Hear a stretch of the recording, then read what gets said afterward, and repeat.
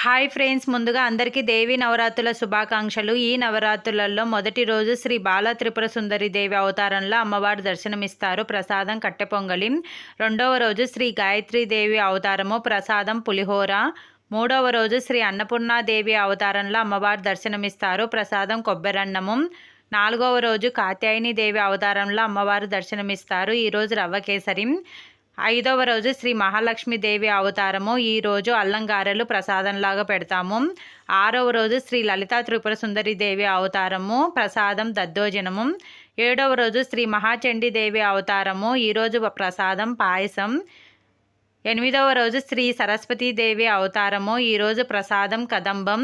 తొమ్మిదవ రోజు దుర్గాదేవి అవతారము. ఈరోజు పరమాన్నం ప్రసాదంలాగా పెడతాము. ఈ ప్రసాదాలన్నీ ఎలా చేయాలనేది మన ఛానల్లో లాంగ్ వీడియో ఉంది, కింద టైటిల్ దగ్గర లింక్ ఇస్తాను, ఒకసారి చెక్ చేయండి. Thank you for watching friends.